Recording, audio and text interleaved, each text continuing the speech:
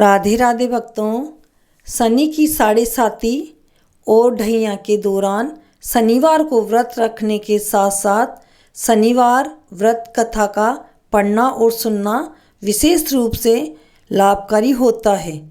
ऐसे करने से शनि की विशेष कृपा बनी रहती है। तो चलिए जानते हैं कि क्या है शनिवार व्रत की कथा जिसे सुनना शुभ फलदायक होता है।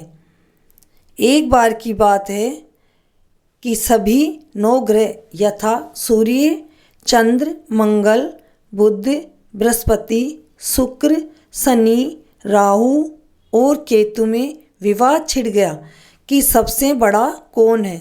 सभी आपस में लड़ने लगे और कोई निर्णय नहीं होने पर देवराज इंद्र के पास निर्णय कराने पहुँचे।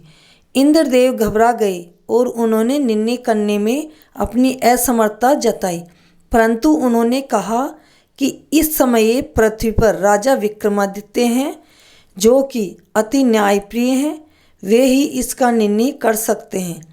सभी ग्रह एक साथ राजा विक्रमादित्य के पास पहुँचे और अपना विवाद बताया, साथ ही निर्णय के लिए कहा। राजा विक्रमादित्य इस समस्या से चिंतित थे क्योंकि वे जानते थे कि जिस किसी को भी छोटा बताया वही क्रोधित हो उठेगा। तब राजा को एक उपाय सूझा। उन्होंने स्वर्ण, रजत, कांस्य, पीतल, सीसा, रांगा, जस्ता, अभ्रक और लोहे से 9 सिंहासन बनवाए और उन्हें इसी क्रम में रख दिया।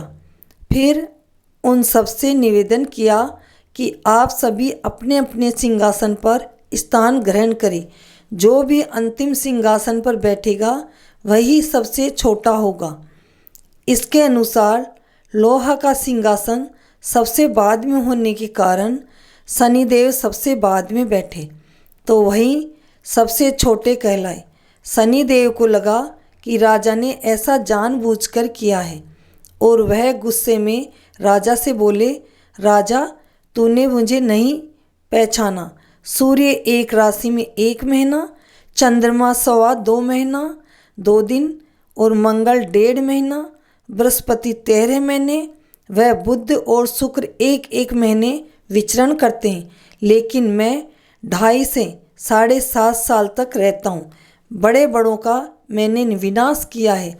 श्री राम की 7.5 आई तो उन्हें वनवास हो गया। रावण की आई तो उनकी लंका को वानरों की सेना से हारना पड़ा। अब तुम सावधान रहना। ऐसा कहकर कुपित होते हुए शनिदेव वहाँ से चले गए। अन्य देवता खुशी खुशी चले गए। कुछ समय बाद राजा की 7.5 आई। तब शनिदेव घोड़ों के सौदागर बन के वहाँ आए। उसके साथ कई बढ़िया घोड़े थे। राजा ने यह समाचार सुन अपने अश्वपाल को अच्छे घोड़े खरीदने की आज्ञा दी। उसने कई अच्छे घोड़े खरीदे। वह एक सर्वोत्तम घोड़े को राजा को सवारी हेतु दिया। राजा जो ही उस पर बैठा वह घोड़ा सरपट वन की ओर भागा। भीषण वन में पहुंचकर वह अंतर्ध्यान हो गया। अब राजा भूख प्यास से भटकता रहा। तब एक ग्वाले ने उसे पानी पिलाया। राजा ने प्रसन्न हो कर उसे अपनी अंगूठी दी। वह अंगूठी देखकर राजा नगर को चल दिया और वहाँ अपना नाम उज्जैन निवासी वीका बताया। वहाँ एक सेठ की दुकान में उसने जल इत्यादि पिया और कुछ देर आराम किया। भाग्यवश उस दिन सेठ की खूब बिक्री हुई। सेठ उसे खाना इत्यादि कराने खुश होकर अपने साथ घर ले गया। वहाँ उसने एक खूंटी पर हार टका हुआ था। वह हार जिस खूंटी पर टका हुआ था वह खूंटी उस हार को निगल रही थी। थोड़ी देर में पूरा हार गायब हो गया। तब सेठ ने आने पर देखा कि हार गायब है। सेठ ने समझा कि वीका ने ही उसे चुराया है। उसने वीका को कोतवाली के पास पकड़वा दिया। फिर उस नगर के राजा ने भी वीका को चोर समझकर उसके हाथ पैर कटवा दिए और नगर के बाहर फेंकवा दिया। वहाँ से एक तेली निकल रहा था जिसे दया आ गई और उसने वीका को अपनी गाड़ी में बैठा लिया। वह अपनी जीभ से बैलों को हाँकने लगा। उस समय राजा की शनि दशा समाप्त हो गई। वर्षा ऋतु आने पर राजा मल्हार गाने लगा। राजा जिस नगर में था वहाँ की राजकुमारी मनभावनी को उसका गाना इतना पसंद आया कि उसने मन ही मन विचार किया और प्रण लिया कि मैं उसी मनुष्य से विवाह करूँगी। राजकुमारी ने दासी को राग गाने वाले को ढूंढने भेजा। दासी ने बताया कि वह एक अफाइज है, परंतु राजकुमारी ना मानी। अगले ही दिन से उसने अनशन पर बैठ गई कि विवाह करोगी तो उसी से करूँगी।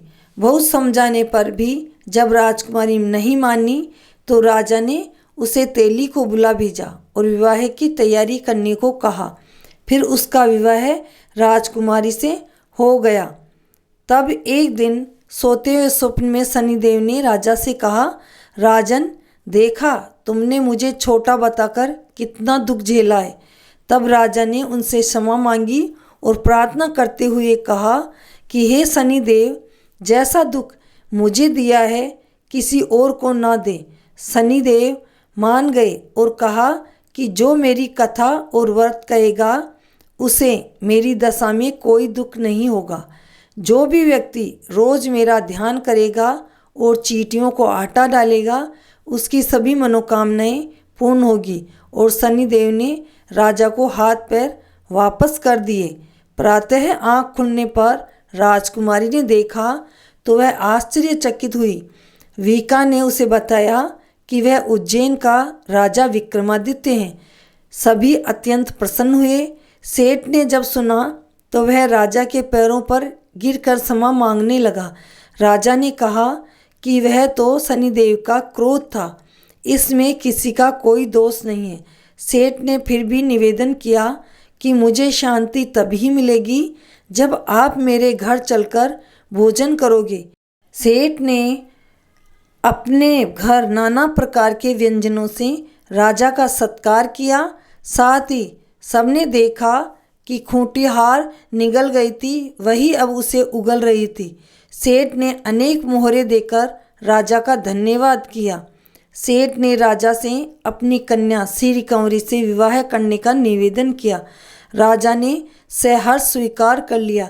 कुछ समय बाद राजा अपनी दोनों रानियों मनभावनी और श्री कंवरी को से सभी उपहार सहित लेकर उज्जैन नगरी को चले।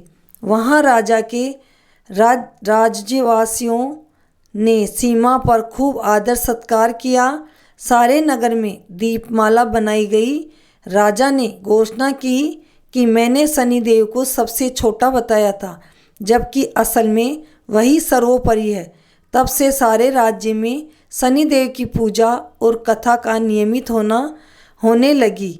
सारी प्रजा खुशी और आनंद के साथ जीवन बिताने लगी। जो भी कोई शनिदेव की इस कथा को सुनता या पढ़ता है उसके सारे दुख दूर हो जाते हैं। व्रत के दिन इस कथा को अवश्य पढ़ना चाहिए। बोलो शनिदेव की जय। भक्तों, आपको ये कथा कैसी लगी? अगर आपको कथा पसंद आई हो तो कमेंट में हर हर महादेव ज़रूर लिखें। चैनल को सब्सक्राइब नहीं किया हो तो सब्सक्राइब करें, लाइक करें, शेयर करें। प्लीज़ शेयर या लाइक या सब्सक्राइब करने का कोई चार्ज नहीं है। प्लीज़ ज़रूर सब्सक्राइब करें। राधे राधे।